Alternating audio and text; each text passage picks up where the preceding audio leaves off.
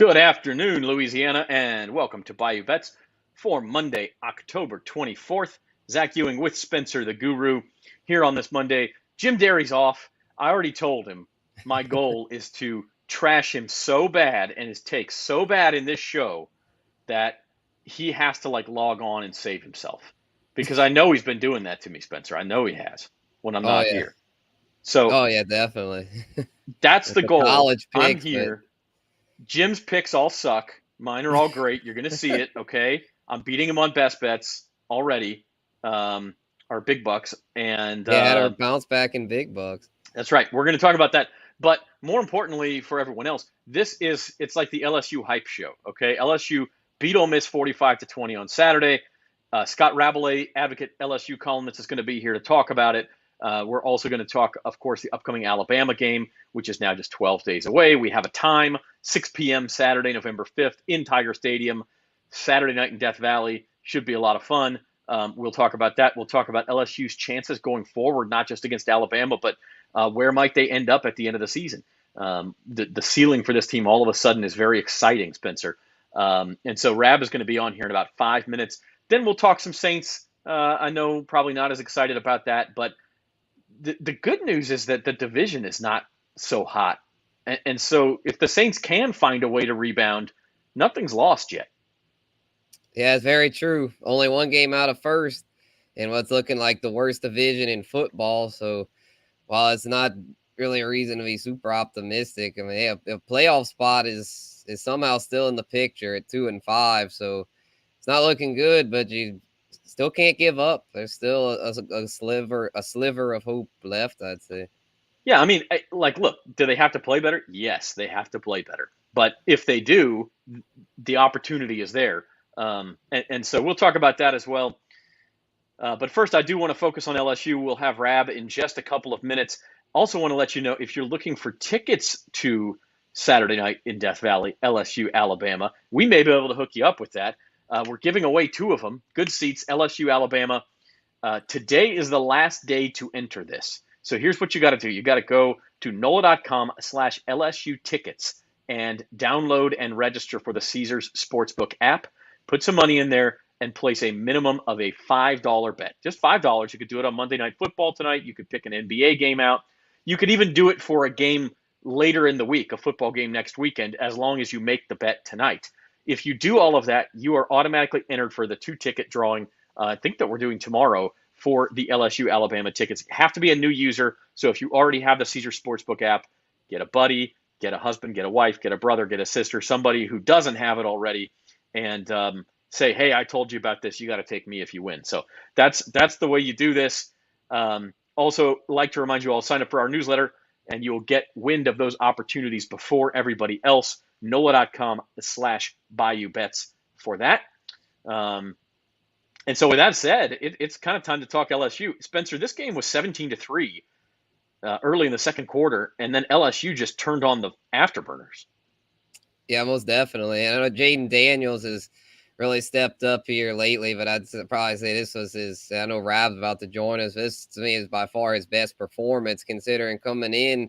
There was a lot of doubt about LSU. There was a pick 'em. A lot of people had Ole Miss. A lot of people thought that LSU's not ready for this. And, Brian Kelly's first year, they're going to fall flat, kind of like what happened against Tennessee. But no, the opposite happened. They really turned up down the stretch and showed that they're a legit SEC contender. All right, so to talk more about LSU, Ole Miss, and about what's to come, we bring on advocate columnist Scott Rabalais. Rab, thanks for being here. Center myself here with you guys. Make last-minute delicate adjustments to the video stream. Hello, this how are you? Live, and all of the mistakes and foibles are live too. So yeah, we're not winning any Emmys here or anything, are we? Well, it depends on how many winners we give out. So that's what we'll try to do here. Hey, I like that book on your shelf behind you there, Zach. Yeah, I think that is a Scott Rabalais production up there. I guess. I edited a lot of that in late nights during COVID. In fact, you did. Some good memories amongst a bad time. Well, look, Ole Miss LSU, Scott. I don't think it was a shock that LSU won this game. I think what was shocking is maybe the way they did it, falling behind a couple of touchdowns and then just looking like I mean, quite frankly, they looked like one of the best teams in the country in that second half. Yeah, it is something that's become very familiar for LSU to get down by double digits early in the game against a Power 5 opponent. We've seen it time and again. We saw it against Florida State, and they almost came all the way back, down by 2 touchdowns to Miss State. Came back down 17-0 at Auburn. Came back to win. Couldn't come back against Tennessee, of course. Got down 7-0 at Florida, and never let them. I don't think ever let the Gators get away by more than 7 points. But this has been familiar territory for this team. They don't panic. Say what you want about them, or say what you wanted to say about them during the season. But they have some grit in them, and they some fight, and they don't give up. And they just were like, okay, eventually this is going to work. And you sort of see some defensive adjustments by Matt House, the defensive coordinator. They start to slowly shut down Ole Miss's running game and get more pressure on Jackson Dart. And that gives the offense room to breathe. And once they did, it was a road runner looking back over his shoulder, the coyote kind of situation. It was a beep beep and on down the road. And 42-3 after LSU trailed 17-3. That's remarkable. And I don't think, and Ole Miss was a top 10 team. I don't think the Ole Miss is a top 10 team, certainly in Tennessee's caliber, but they were a team 7-0. You had to respect the record. If not all the teams that they beat. But they had some talent. And of course, Lane Kiffin's an excellent offensive coordinator. And I made it my lead Saturday, just looking down in the second half, in the fourth quarter. He's just standing there with his hands on his hips, powerless. There's nothing he could do. And LSU totally took them out of the game. And it was remarkable to see. And now, of course, sets up an incredible, who could have expected scenario for the Alabama game for control of the SEC West next Saturday, Saturday the 5th. I mean, I think LSU fans in some ways feel like they've been out in the wilderness for a long time. It hasn't been that long. But it was pre-COVID, of course, that they beat Clemson for the national championship in the Superdome, January of 2020. This is the biggest game they've played since then, unquestionably. And the program has been through a lot since then. The COVID year, Ed Ogeron's demise, the coaching search, Brian Kelly starting out with that crazy game against Florida State. But now here we are, just a couple of years later, and it's like old times. Alabama LSU is this enormous game again. Yeah, it does seem very familiar. I mean, Alabama, as you're showing, is opening as a 2-touchdown plus favorite. Not surprising. I think probably my limited gambling knowledge. I think some of the money will move the line in LSU's favor, but they're going to stay an underdog, obviously, for the game. But this is.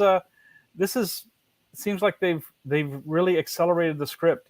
Going back to, you went back to the night of the Florida State game in New Orleans, that Sunday night after the game, and said they're going to be playing in November, going into November with a chance with their destiny in their hands to win the SEC West.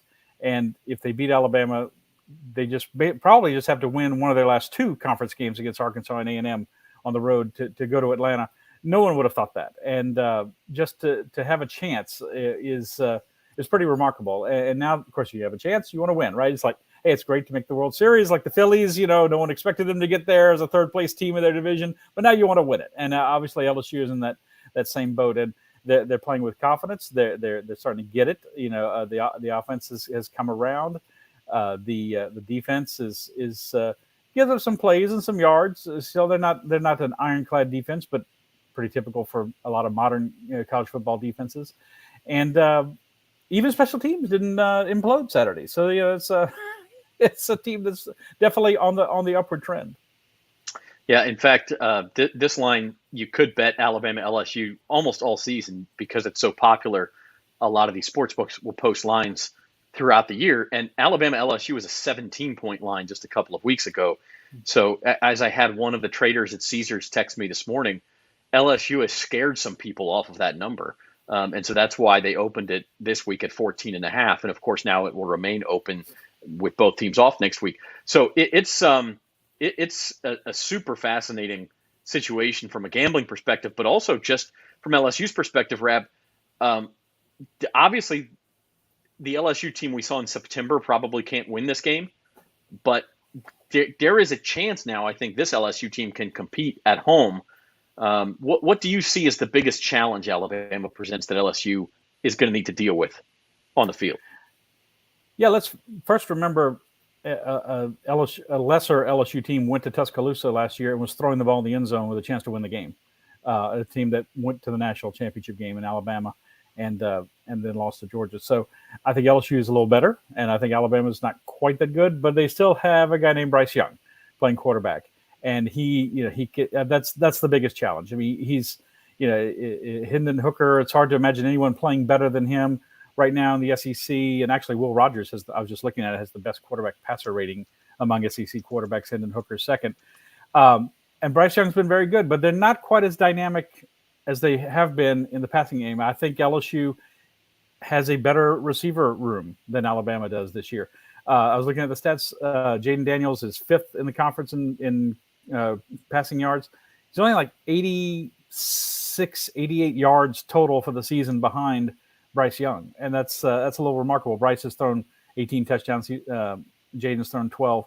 But still, he's savvy. He's experienced. He's been through as many tough games as anybody you want. He keeps plays alive. We saw that at Texas when it looked like they're really on the ropes. We saw that against Tennessee when he brought them back and they eventually lost. But he can make things happen. And without him, I think this Alabama team is 9-3 at best. With him, he is the straw that stirs the drink, and he is the player LSU has to try to impact. And it will be interesting, won't it? There's been so much talk about Harold Perkins, the freshman linebacker, the freshman phenom, who once he got involved in the game is when they started to shut Ole Miss down Saturday. Do you trust him to be a spy or something to that effect on Bryce Young? Because you got to do something kind of special to stop this guy. Because if you can, then you really have a chance. For sure, Scott. And speaking of Jaden, I noticed he's been spreading the ball out pretty well, it seems, where last year it seemed like when Kayshawn was healthy, it was like just all Kayshawn. So do you feel that getting a lot of receivers involved has been a big key to Jaden's success? No doubt. They threw the ball to 8 different players Saturday, including the running backs, Goodwin and Josh Williams caught passes. Of course, Mason Taylor had that really nice 38-yard grab when he went up the sideline in the second half. The first half kind of got LSU's comeback started. But he and Butte are finding a little more chemistry, and then it's a very nice room. Brian Thomas, excellent. He just looks the part of a big time, receiver with some NFL potential. Malik Neighbors had the struggles fielding punts, of course, but he has been very good catching the ball. Jeray Jenkins and Butte is finally coming around. And look, we have to remember this takes some time. They were together. Jaden arrived in the spring. They had the spring and the summer 7-on-7 workouts that they voluntary. Let me get my fingers in here. Voluntary workouts that people do in the summertime, the skill players. And it takes some time. I mean, I think if LSU, they're not a team, teams don't exist in a vacuum. And this is not the team they were back in September. There's much more fluidity and trust and comfort with this offense, with the players in it. I think if they went back and played Florida State, I'd be curious to see what kind of favorite they would be, because I think LSU would easily win that game. But they've come a long way from then. And Jaden Daniels, he's not looking to run first off. He's kind of going through his progressions. It seems like when he runs, it's more designed runs than scrambles. Still a few scrambles in there. And 11 touchdowns he's been part of, throwing and running the past 2 weeks of mine. That's, as I wrote in my column Saturday, that's Joe Burrow-esque kind of production, guys. And it's kind of remarkable to say that, but it's true. If he does that on November the 5th, they will have a chance in that game. I think, Rab, kind of what you're getting at and what a lot of people feel is that is LSU likely to beat Alabama? No, they're going to be underdogs. The money line's not out yet, but they'll be plus 500, 600 on the money line. I mean, that by definition, that's not a good chance. But you're in a spot where you can dare to dream now, because they have done enough. They're 4-1 in the SEC. If you beat Alabama, Arkansas and A&M are both road games, but neither has been a world beater. Like there's a lot to go for here. I mean, like if you can beat Alabama, you can start to think about Atlanta. Obviously, with 2 losses, the national championship is kind of a different story. But these are things that LSU fans did not think they'd be able to think about. Certainly not this year. No, not at all. I mean, this year, okay, you want to see some. If you're an LSU fan, if you're Brian Kelly, you want to see some improvement over last year and 6-7 season and 5-5 the year before. You're just trying to show some progress, and it didn't look like much progress in the first game, and and then you get to Tennessee, and you have a win streak, and then you get to Tennessee, and you really get beat down, and that was really even Kelly said it, a poor performance, a poor coaching performance, all that around. But the last 2 weeks have really given you hope if you're LSU. I'm reminded, guys, and I'm a lot older than you guys, so bear with me. I'm reminded. I think some fans will remember the 2001 season, their second season under Nick Saban, when they lost it. They lost to Tennessee early in the year. They got crushed by Florida at home, but then they found something in the second half of the year, and they started clicking, and they started winning, and they went to the SEC championship game, and they beat Tennessee, which was number 2 in the country, which is they came into the Orange Roses thinking they're going to the Rose Bowl to play for the national championship. And then they went to the Sugar Bowl and beat Illinois and finished in the top 10 in the country. And no one saw that coming. And I'm not saying that's going to happen this year, but it just reminds me of that, a team coming together as the season goes on. And yeah, it's just like I said, once you get here, you want to do it. You want to win. You want to be a champion. But it really is quite the accomplishment that LSU has gotten this far. That they're playing for something significant in November, and if you win. You just probably have to split the last 2 games because Alabama would have 2 losses and you'd have a tiebreaker on them. You have a tiebreaker on Ole Miss, and if Ole Miss loses one more game, they got a very tough schedule remaining. Still to play Bama, yeah. So, right, and I think they've got A&M this weekend. We'll see how that goes, but it's they're at A&M, Bama, at Arkansas, Miss State, and the Egg Bowl can go any way, and Miss State's a capable team. So I would expect Ole Miss to lose one more game. You're pretty much in the driver's seat. You just have to play 500 at that point. Can they do it? Can they get there? Again, it's not likely. It seems unlikely, but I wouldn't have thought they'd be in this position at all, back in September. Yeah, no, I mean, you got to be at the dance before you can find a partner. So we'll see what happens. Scott, I know you've got to run, but I just wanted to put in 2001, you were already in your professional career. My high school state wrestling team was winning a state championship that year. And Spencer, were you even in Pee Wee basketball yet?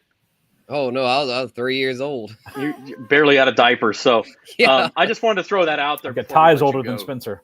Yeah. All right, Scott Rabalais from The Advocate, talking a little LSU. We appreciate you stopping by. Thanks, guys. And whenever I could give you that historical perspective, I'll bring you something from the Great War next time you have me on. I'll mention something from back then. Something with tanks, please. Yeah. Thanks. Right. Thank you, Scott. That's Scott Rabalais talking a little LSU. It's exciting times. It really is. Now, are they going to win the game? Win the SEC this year? Probably not. Are they going to beat Alabama? I mean, I wouldn't pick them to beat Alabama straight up. I do think it's going to be a competitive game. I just think you have to. You just have to love what Brian Kelly's done with the team through 8 games.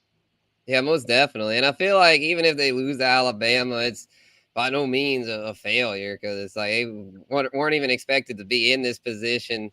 So I feel like they're in a good spot to where if they win, well, then great. They're in the driver's seat, like we were saying. And if they lose, well, they could still make a pretty solid bowl game because all the rest of their games are winnable. They get one more non-conference and then Arkansas and A&M, and neither of those teams are looking very good this year. So that would still be, a 9-win season. That's nothing to sneeze at. No, definitely not. Now, I think 9 wins, even, Arkansas and A&M are not as good as expected. I think LSU is maybe a pick 'em in those games. I don't, maybe a small favorite or a small dog. I don't think you can chalk them up as wins. But as Rab said, if you can win against Alabama, all you have to do is split those games and you're going to Atlanta. And I don't, yeah. Are you going to win the national championship with 3 losses? No, you're not. But that would be a fantastic trip for LSU at that point. So let's pivot and do a little bit of NFL. Tonight's game ends week 7 in the NFL. Bears at Patriots. New England 8-point favorites at home. I think, this is where we bring in the Jim Derry bashing because Jim thinks the Bears cover in this game. Spencer, how stupid is Jim Derry? Come on, Jim. I'm just going to load that question. That is crazy. I'm glad I had best bets today because one of my picks was Patriots -8. I think the Bears, and I know Zoe's probably going to be mad at me back there. But I don't think the Bears come close in this one because the Patriots running game is one of the best in the league going against the Bears run defense. That's one of the worst in the league. So I'm thinking this will be a fairly quick game where the Patriots ground and pound their way to the win. So I like the under and Patriots -8. Yeah, absolutely. And I think defensive struggle is right. Now, you're threading a little bit of a needle there. It's hard to cover an 8-point spread and stay under 40 points, but it can be done. 24-10, 27-10, something like that. Let's talk about the rest of the Sunday results, Spencer. A lot of upsets. I mean, obviously, starting with that top one, Panthers, Bucks, and I don't even know what you say about that. I mean, how the heck does that happen? Oh my God, I couldn't believe it. I was I was on the road at the end of that game. I was on the phone with my dad, and he's like, oh, the Bucks are down, but they're gonna come back. I was like, yeah, probably so, but they never could. I was like, oh my goodness, that was insane. And then a lot of these other results are pretty wacky too. Like the Commanders Packers. That was totally unexpected considering that the Packers had lost 2 in a row. A lot of people thought they would bounce back in this one, including myself. I was like, there's no way Aaron Rodgers loses 3 in a row. But sure enough, he did, man. It just Brady, Rodgers, all these veteran quarterbacks. Heck, Matt Ryan just announced got benched today after the Colts lost to Tennessee. So there's a lot of crazy stuff. Just not a kind year, I'd say, for veteran QBs. I mean, heck, even a lot of these younger QBs like Trevor Lawrence, Justin Herbert, that we thought were going to have great years, kind of struggled. It was just, unless your name was Joe Burrow or Patrick Mahomes yesterday, it was rough sledding. No doubt about that. And also the Cardinals put up some points on Thursday, by the way, to start the week. I guess we need to pull that Band-Aid off. Look, same old song for the Saints, right? You in some ways, they showed their talent. They played well enough to win, et cetera, et cetera. And then you just have these like facepalm moments where what are you guys doing? And they're just throwing games away. And in this case, it was the end of the first half. Marquez Callaway drops a pass, a very catchable ball turns into a pick six. Then Andy Dalton throws a terrible pass that turns into a pick six. 64 seconds later or something like that, and all of a sudden, a tie game and a game that they were leading just a minute before that is now a 14-point deficit they were not able to recover. Again, we talk about the NFC South and, the Bucks losing, Falcons losing. The Panthers obviously won against the Bucks, but I don't think anybody thinks the Panthers are going to win this division without Christian McCaffrey with a third-string quarterback, although P.J. Walker is probably just as good as Baker Mayfield or Sam Darnold at this point. We talked about this, and originally I wanted to frame this discussion as what is success for the Saints, because you can't say, oh, they need to make the playoffs because that's out the window. Well, then I started thinking about it. It's not out the window. I mean, the Saints could still make the playoffs if they could get themselves. Look, they got to go 7-3 to get to 9-8. Jim talked about that on Datitude last Friday. I don't think 7-3 is likely if you look at the schedule. But let's say they go 6-4. I think that's at least possible. You go 6-4, you finish at 8-9. I mean, at this point, I don't think Tampa Bay will finish 8-9, but you can't rule it out. Yeah, exactly. Because it's now 3 in a row they've lost now, so it's to the point to where you've got to wonder if Tom Brady can really rally that team, because it seems like there's kind of a divide there. I think it's probably one of those deals where, Brady missed time early. He was kind of on the fence about coming back to begin with, and he misses time in training camp, and now he's cursing out his offensive lineman on national TV. So it's just like, I don't know. There's definitely questions surrounding him. I would think they'll shake back because I think their defense is still pretty legit, and they've got enough weapons with Evans and Godwin and Fournette to where their offense should be able to tread enough water to eke out the division. But yeah, the Saints, I mean, it's like you can't give up, and there's no reason to tank for draft pick because, for a higher draft pick, because you don't have a draft pick for next draft, as you gave it away to the Eagles. So there's no incentive to tank, so we might as well try to win and hopefully sneak a playoff spot. I think that last point about the draft pick is exactly what has Saints fans so frustrated. Because can you have a down year? Yes. You have a new coach. It's a transition year. You've had injuries. Like, it happens in the NFL. Even good teams go 6-12, 6-11 sometimes. I mean, like, it happens. Unless you're Bill Belichick, I guess. But, the fact that it's going to happen in a year in which the Saints traded away their first round pick, I think, is the thing that has Saints fans just it's just maddening to know that. It's kind of the opposite. We'll talk about the Pelicans in a minute. It's kind of the opposite situation of the Pelicans, where here you have this exciting young team and they're winning more than anybody thought possible. And by the way, they get the Lakers draft pick next year, and the Lakers are terrible. And so you get this added bonus that the future is just as bright as the present, where the Saints, you get like, oh man, the present sucks. Well, at least we have that draft. Oh no, we don't have the draft pick. And I mean, I get that frustration. So the turnaround has to come soon if it's going to come at all. The Raiders are 2-point favorites coming into New Orleans on Sunday.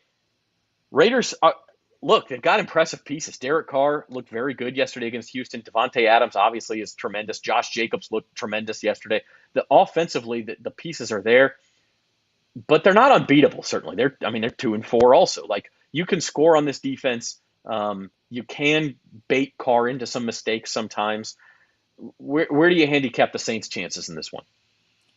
Yeah, I think a lot of it will depend on how healthy the Saints can get by the time it is this one. And a lot of it, when I say healthy, I mean, it's like quarterback. Like, you got to get Jameis back for this one, I feel. I know I've been hard on Jameis some weeks, but I feel like now is to the point where you've got to go back to him, because Andy Dalton, man, he did a good Jameis impression last week, 3 picks. I know one of them wasn't his fault, but to me, if he's an interception machine too, Jameis definitely has the better arm. So it's like, I feel like you got to go back to Jameis at this point if he's healthy. So hopefully he is, because I feel like with Derek Carr and against Derek Carr, Josh Jacobs, Devontae Adams, you're going to have to score a lot of points. This one's probably going over that 48, because both of these offenses are probably better than the defense. The Saints defense been a massive disappointment. So hopefully Jameis and maybe even Michael Thomas could be ready to go, because the Saints are going to need all the points they can get against that Raiders team, because their offense is legit. They can throw it and run it. There's no room, and they might get Darren Waller back, so they're going to be tough to stop. Kyle says, "What's up, football?" I just sense a little bit of sarcasm in that comment. Oh no, Kyle loves a little us. bit. Come on, we love Kyle too. Thursday was a must-win, and this is I mean, look, at some point nothing. This is why we say nothing is a must-win in the first half of the season, because there's just always more chances, and other teams are going to lose games, et cetera, et cetera. But at some point, like I said, if the turnaround is going to come, it's going to come. They have 2 home games in a row: Raiders, then the Ravens on Monday night, followed by a road trip to Pittsburgh, which is obviously a tough place to play. But the Steelers are not scaring anyone at this point. You have to play well to win that game, but you certainly can. If the Saints won 3 in a row and got to 5-5, we're having a much different discussion 21 days from now, I think. Jim Derry taking a little time off today with the Thursday game. He didn't have to do Datitude this morning, so give Jim a break. No, I'm just kidding. Give him hell. Make him show up on the show. Jerry, what's up, buddy? Jerry. We're talking a little Saints. I do want to introduce a new member of our team here in just a second. And that is Zoe Collins-Rath. A lot of you remember Devin Jackson from last year. Zoe's taking Devin's place, so she's going to produce for us. She's also going to drop her knowledge on us. Zoe's a basketball aficionado above all else, but I think she may just have something for us in the football, baseball worlds and everything else as well. So let's bring on Zoe. Zoe Collins-Rath, welcome to Bayou Bets. Well, thank you for having me. And everybody say hi to Zoe. And Kyle says if the Saints don't win Sunday, pulling the paper. Zoe's new to New Orleans, so she may not know about the paper bag era, but you may find out about it faster than you want to. That's probably inevitable. Come on, inevitable. Kyle. It's not that bad. Got a pessimist here. Hey, Zoe, let's go ahead and make our first pick on the show with you here. Saints Raiders. I know we still got a show Thursday, but if you have to call it right now, do the Saints get back on track against the Vegas Raiders on Sunday? No, I don't think so. I think the Saints are a little bit too inconsistent, and Dalton needs at least some more consistency and a little bit more help everywhere, and get his mind right. Like Kyle just goes, "Hey Zoe, who did you piss off?" Yeah. Like This is not a punishment. I swear it's not.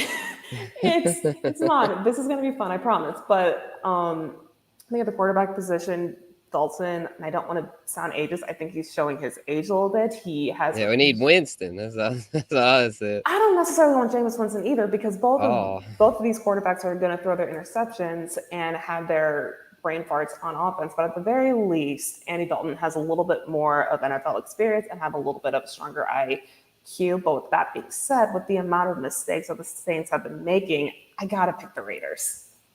All right, so we got to vote for the Raiders here. We'll talk more about this on Thursday. I mean, here's my thing on Jameis versus Andy.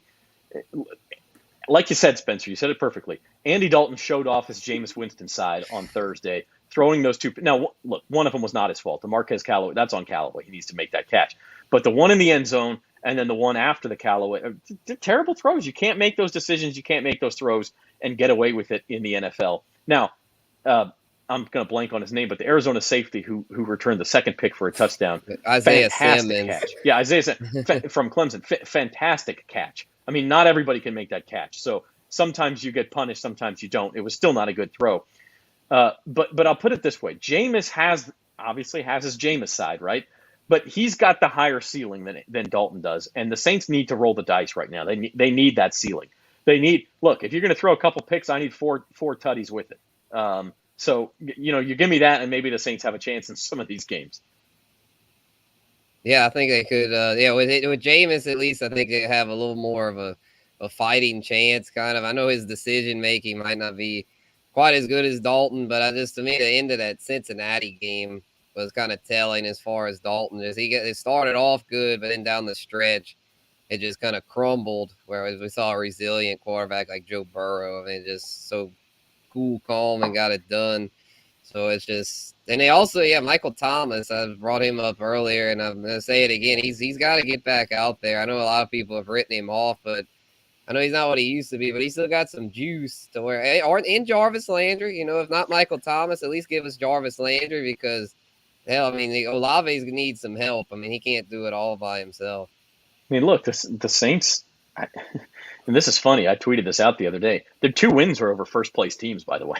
Like, you don't think about that. The Falcons are tied for first place, and the Seahawks are in first place. So, kind of amazing. Crazy. But I was going to say this. I mean, the best the Saints' offense looked all year was in those 2 wins, right? And, well, it was at the end of the Falcons game, the fourth quarter, and it was Michael Thomas who was getting it done. And then in the Seahawks game, you had Taysom Hill bust a couple of long runs.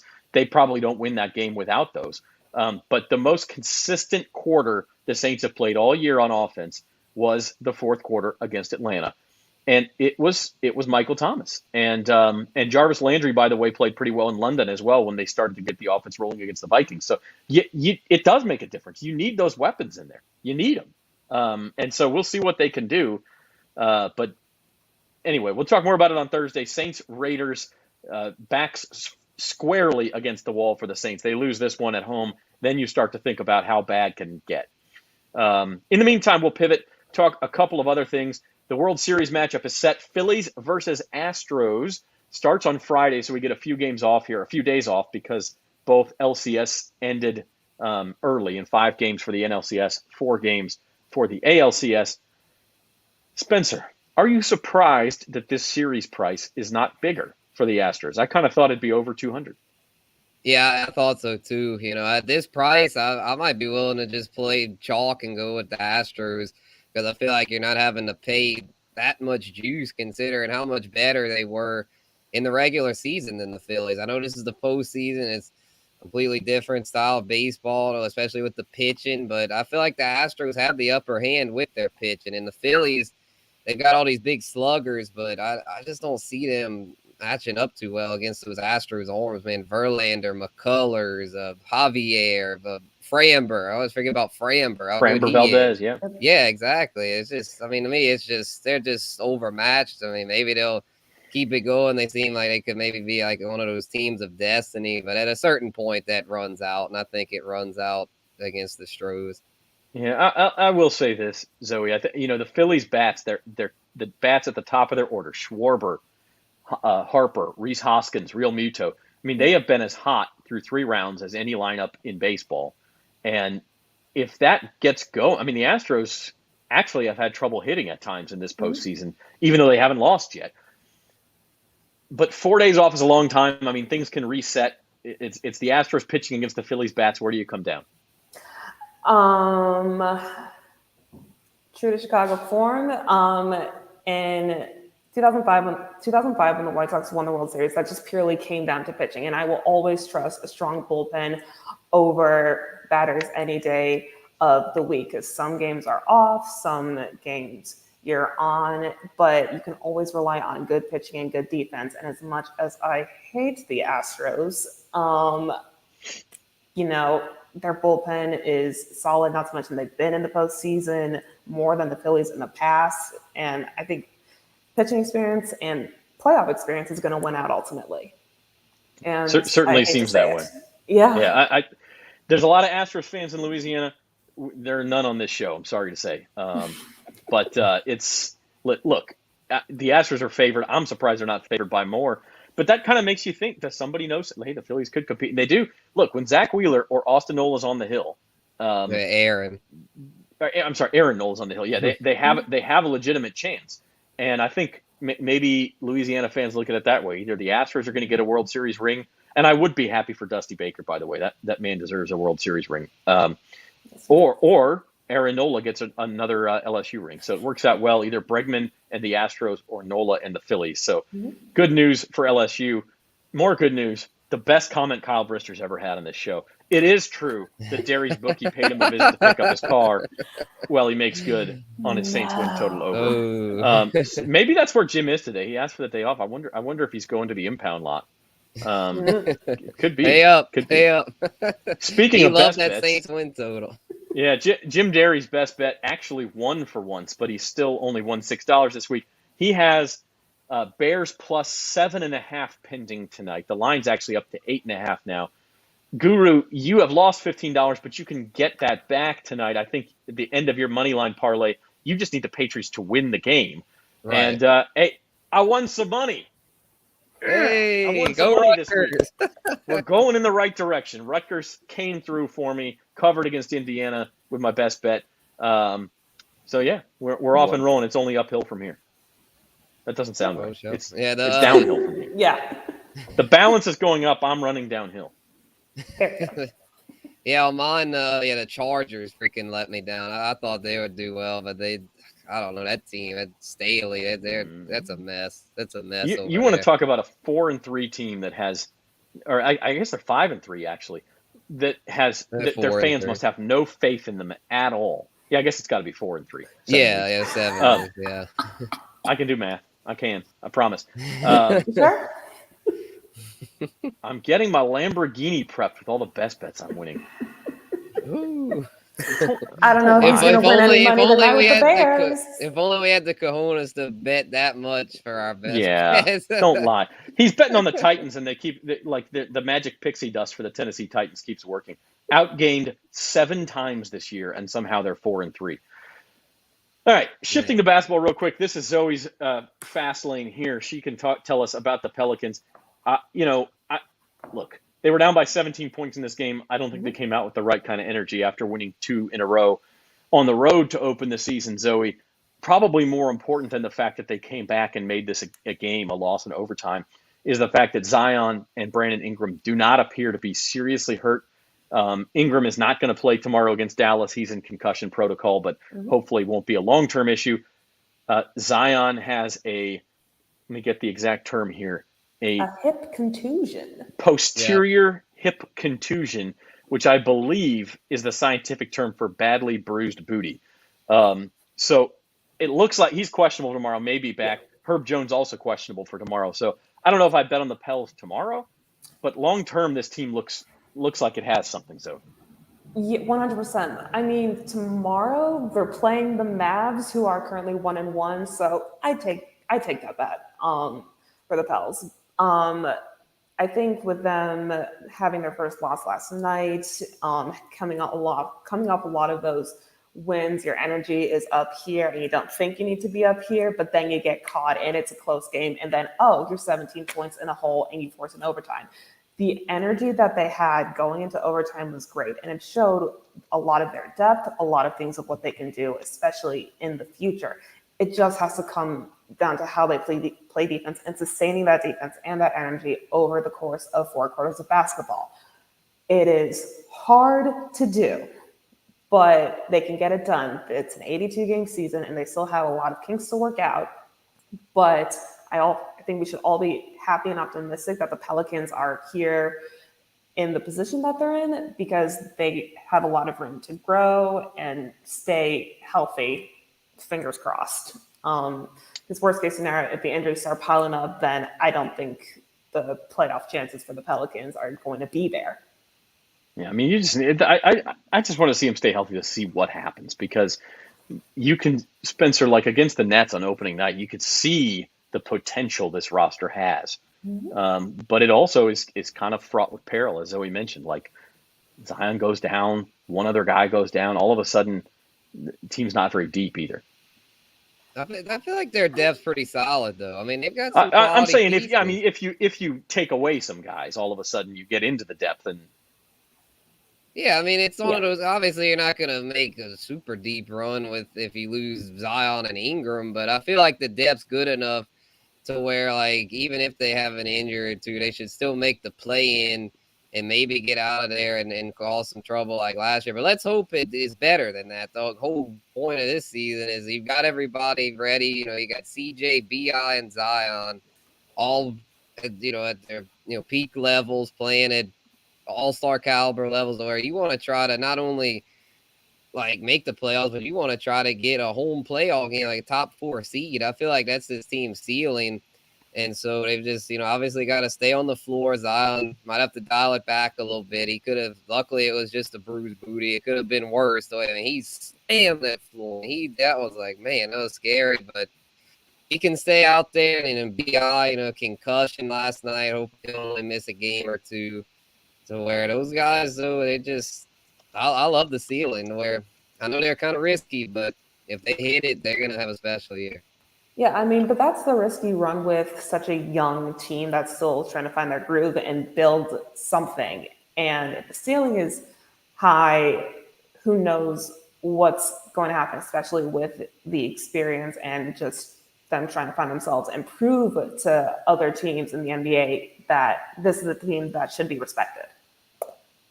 Yeah, look, I hope the Pels do well. I mean, I'm repping my NBA Jam shirt. There's the 2 guys who are hurt right here. But, I'm going to be the pessimist of the group. Is the ceiling a top 4 seed? Sure. If everything goes right and they hit their ceiling, I don't think they're good enough. I think if you look in the West between Golden State, Phoenix, Clippers, Dallas, Denver, Memphis, I don't see this as a top 4 team in the West. I think, maybe 6, maybe you avoid that play-in. Raining on the Pels parade. I'm just trying to be realistic.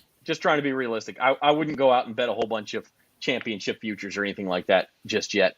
Obviously, you're going to get a better price now, but I'm going to be the pessimist of the group. It's only October. It's the best time to make predictions. It's the best time.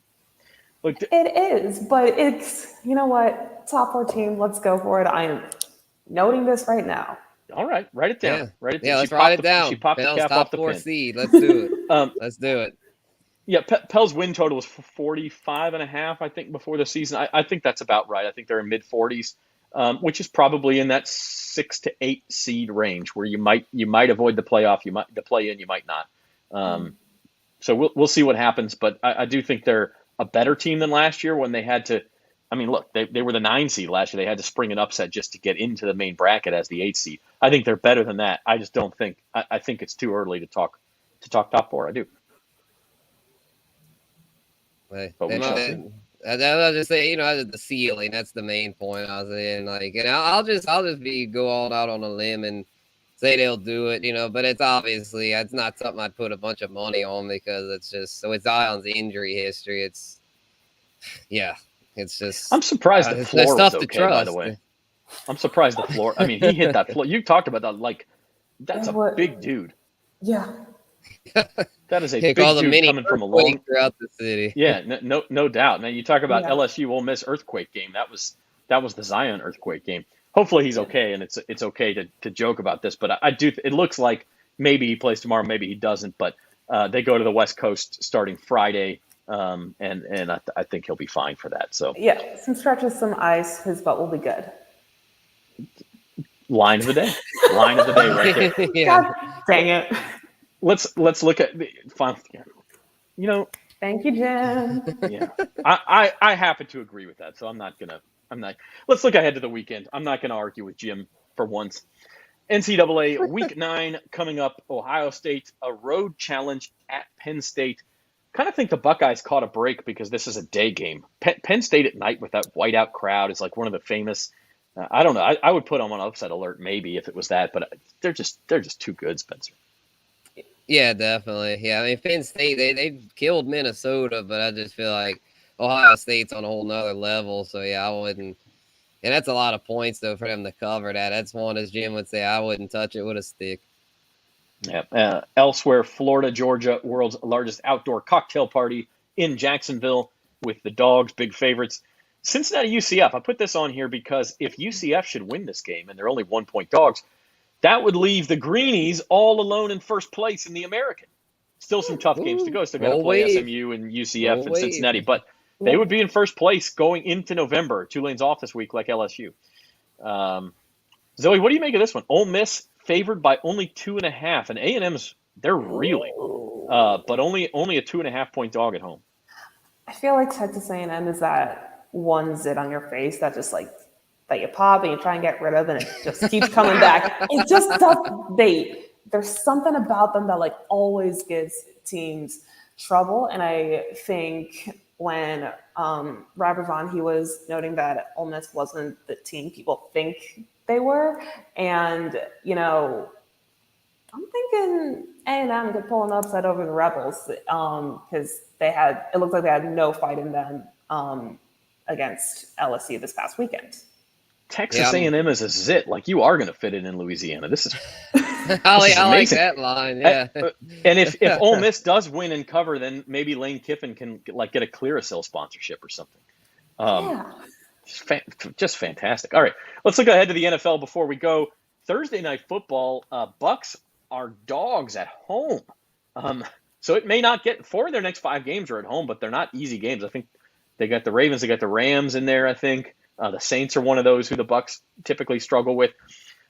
So we talked about this, Spence, but I don't know that it's an easy path out for Tampa Bay. I do think eventually they'll get out of it and start stringing together enough wins to get to 9 or 10 wins. But it's not going to be easy. No, not at all. And this is almost like probably not a must win for them considering how bad the NFC South is, but it's pretty huge. It's in prime time, short week to where like if they get embarrassed on Thursday night football, then that's when I think it's time to panic. If I'm a Bucs fan, I'm not panicking yet. But if you get trounced by Baltimore, I know Baltimore's a good team, but that doesn't matter. You have Tom Brady and the defense. Like, you're supposedly a contender. So if you get embarrassed in prime time, then I don't know.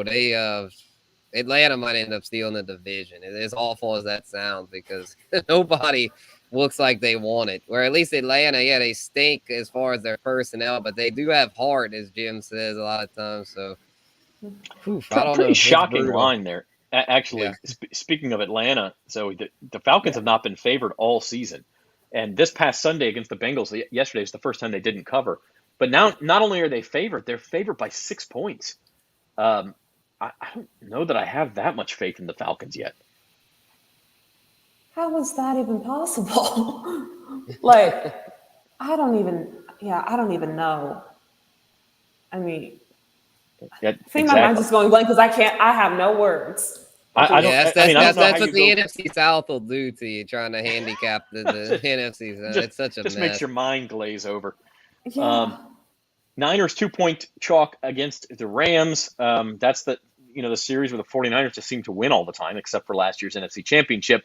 Giants Seahawks, the only game this week between two teams with a winning record, which is stunning. Although if the Patriots win tonight, actually Patriots Jets also, the Patriots would then be 4-3, and you'd have 2.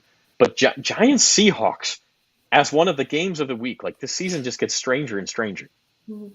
That is, I picked against the Giants last week. regretted it. I'm done with the Jags, by the way. Y'all won't hear me defend the Jags anymore. But as far as that one, I don't I don't know what to think. I mean, I want to pick the Seahawks, but it's like the Giants they've just seem to they get it done, man. Brian Dable, I think I'd have to give me the points with the Giants. I mean, I guess I've just gotta admit when I'm wrong, and that's one where I've just gotta say they're a contender, and I think they'll, even if they don't win, it'll be really close. Like I think they'll cover that. I feel like that's one of the sharps. Like they don't believe in them, but it's kind of like the Titans. At a certain point, you just gotta admit when a team's pretty solid. Yeah, or when they have magic pixie dust like the Titans do. Bills are 10.5-point favorites at home against the Packers. But Aaron Rodgers hasn't been a double-digit dog maybe in his whole career. We'll have to look that up for Thursday. But we'll be back on Thursday, another edition of Bayou Bets at 4 p.m. Central Time. I want to remind you all to go to our YouTube channel, Bayou Bets YouTube channel. Give us a subscribe, give us a thumbs up, and follow us for all your sports betting action. Also remind you, today's the last day for this giveaway. Get yourself entered into a drawing for 2 tickets to LSU, Alabama. Download the Caesar Sportsbook app, register for an account, place a minimum of a $5 bet. It has to be done today. So you can bet on anything in the future. You can bet on World Series, NBA, Monday Night Football tonight, NFL next week, whatever it is. But you go to the game through us. If you get that $5 bet, you're entered for that drawing. So go ahead and do that. NOLA.com/LSU tickets, or use promo code NOLA LSU ticks. So I think that's going to do it for us. How about some final thoughts, Spencer, on this fine Monday? Alrighty, yeah, sorry about that, y'all. I got my internet went out there, but yeah, I guess my final thought is that, like, with this football stuff, you just gotta. We're at a point in the season. I kind of continue my point before I got cut off. That you gotta kind of start admitting, like, that these teams that we thought were have-nots, like the Seahawks and Giants, you got to admit that they're actually they've got something. That just because we, coming into the year, they didn't look too good. You got to admit that that they could make some noise, and with the NFC, especially the NFC, not looking too good. Giants, Seahawks, as much as I hate to say it, Cowboys could all be dangerous. Mm-hmm. Absolutely. Zoe Collins-Rath, your first final thought on Bayou Bets. Jim, the Bears are going to screw you out of some money tonight. I would say I'm sorry, but, I don't think you made an informed decision there. All right. So you got the Bears. No, Jim has the Bears. You're going the Patriots. Yeah, I just got to be realistic. They're not worthy. They are not. Even the Chicago girl is going against the Bears. That's how bad it's gotten. Listen, I could go on and on about this, but when we got Khalil Mack and then we had to trade him, we gave up some protection of Justin Fields.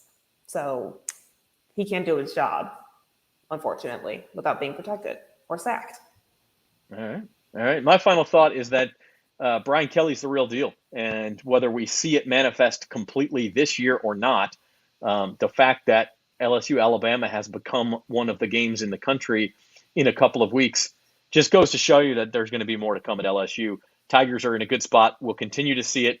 And I kind of I'll give you an optimistic double. I think the Saints will rebound as well. I don't know to what degree, but I do think we'll see them string together a couple of wins in the second half of the season and kind of keep our hopes up at least into the Christmas season. So with that said, we'll be back Thursday. Bayou Bets at 4 o'clock. We'll be back with Jim Derry. I guess we'll let him back.